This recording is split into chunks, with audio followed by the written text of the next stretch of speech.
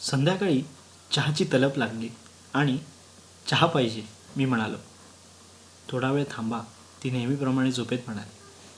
मी तिला पुन्हा उठवलं आणि म्हणालो, चहा करून दे. 5 वाजता करते, ती म्हणाली. 5 वाजले. 5 वाजले नसतानाही मी म्हणालो. घड्याळाकडे न पाहताच ती म्हणाली, अजून वेळ आहे, आणि शांतपणे पुन्हा झोपली. मी पण मग शांतपणे 5 वाजायची वाट बघत बसलो. या बायकांना बरोबर वेळ समजतो. नवऱ्याचे घड्याळ अगदी पाठ असते यांना. चहा म्हणजे माझा जीव की प्राण. दिवसाच्या कोणत्याही क्षणाला मला हे पेय दिले तरी आपल्या पोटाची अवस्था अथवा झोपेची अवस्था काय होईल याची शून्य काळजी करता मी ते आपल्या श्रीमुखातून नरड्या वाटे पोटात घ्यायला सदैव तत्पर असतो. चहाची उत्पत्ती ज्याने कोणी केली असेल त्या मनुष्याला मी आयुष्यभर फुकट चहा पाजेल इथपर्यंतचा आदर त्या मनुष्याविषयी माझ्या हृदयात उत्पन्न होतो. आमच्या ऑफिसमध्ये अनेक प्रकारचे चहा उपलब्ध आहेत. नाही, मी चहाच्या फॅक्टरीमध्ये काम करत नाही. आमची कंपनी आम्हाला अजिबात गुंगी न येऊ देत शुद्धीवर ठेवण्यासाठी अनेक प्रकारच्या चहांचा उपयोग करते आणि त्यासाठी हे अनेक प्रकारचे चहा आणून ठेवते. आम्ही तो कधीकधी पाण्यासारखा पितो तरी एखादी डुलकी घेण्याची धाडस करतो. चहाने मनुष्य जागृत होतो म्हणून तो सकाळी आणि संध्याकाळी घ्यायचा असतो. जर एखाद्या व्यक्तीने विकृतपणाने काही केले तर ती व्यक्ती समाजातली एक विकृती आहे असे आपण म्हणतो. पण चहा पिल्यावर एखादी व्यक्ती जागृत झाली तर ती व्यक्ती समाजातली एक जागृती आहे असे आपण म्हणत नाही, कारण जागृती हे मुलीचं नाव आहे. विकृती हे देखील मुलीचं नाव असू शकतं, पण तरी ते ठेवण्याइतकी विकृती कोणालाच नाही आहे. चहाबद्दलचं माझं प्रेम हे शब्दात व्यक्त करणं अशक्य आहे. अनेक लेखकांसारखं आता अजून काय लिहावं हे विचार करत करत मी हे मागील ओळ लिहिली आहे. खरोखरचे 5 वाजल्यावर मी तिला पुन्हा उठवलं आणि म्हणालो, वाजले एकदाचे 5, चहा करून दे आता. ती आळस देत म्हणाली, दूध नाही आहे. हे ऐकून माझ्या मेंदूचा चेंडू होऊन तो गदागदा हालायला लागला आणि माझी मुद्रा रुद्ररूप धारण करून आपल्या शेपटीवर कोणाचा तरी पाय पडलेल्या कुत्र्यासारखी झाली. मी भुंकण्याचा तेवढा बाकी राहिलो.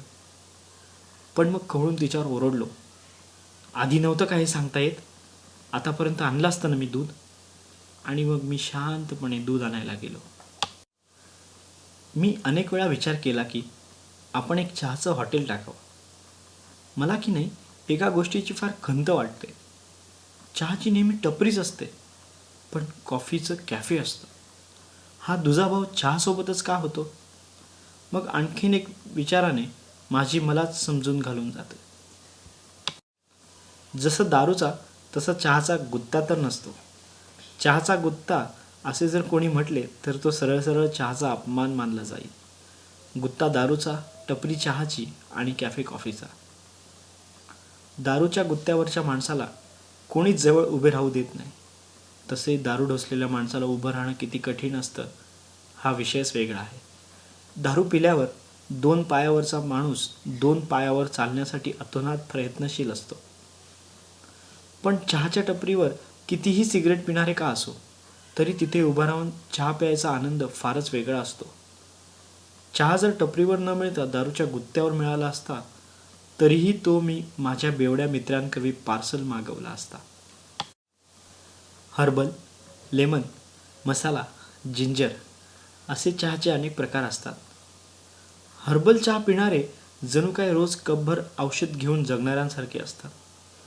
चहाचा आस्वाद साखरेशिवाय घेतला तर ते औषधाहून काही निराळं नसणार. पण काही लोक, त्यांना सवयच असते थोडं जास्त जगावं, कुठलाही आजार होऊ नये म्हणून मारून मुटकून कडू लागताना देखील ते आपल्या घशातून तो चहा खाली उतरवतात आणि असे दाखवतात जसं की त्यांना तो कडू लागतच नाही आहे. हे मात्र फारच विचित्र आहे. घोडेस्वारी करता येतं हे दाखवण्यासाठी गाढवावर बसून गाढवाला हाकण्यासारखं हे झालं. असो, दूध आणल्यावर अति विनम्रतेने मी म्हणालो, आता तरी ह्या गरिबावर दया करा आणि चहा बनवून द्या. वाह, चहासाठी एवढं दारिद्र्य ओढून घेऊ नका, ती म्हणाली. करते 5 मिनिटात, अशी मग वस्कन ओरडली मी एखाद्या पाळीव मांजरीसारखा हॉलमधल्या सोफ्यावर जाऊन चहाची वाट बघत बसलो. 5 मिनिटाच्या आतच बायकोने चहा आणून दिला. जास्त उशीर न होता मला चहा मिळाल्याबद्दल मला हर्षवायू झाला आणि आनंदाच्या भरात मी तो चहा आपल्या पायावर पाडून घेतला. साराचेच पप्पा ना तुम्ही? सांडला चहा, आता बसा बोंबलत. ती माझ्यावर सरकारी कर्मचाऱ्यासारखी खेकसली. असेल तर दे ना थोडा, मी काकुळतीची विनंती केली. बाकीच्यांनी काय तोंड पाहायचं का मग तुमचं?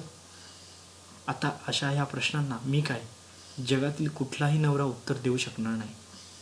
मग काय, प्रेमभंग झालेल्या तरुणासारखी माझी अवस्था झाली आणि ती संध्याकाळ मला बिना चहाची घालवावी लागली.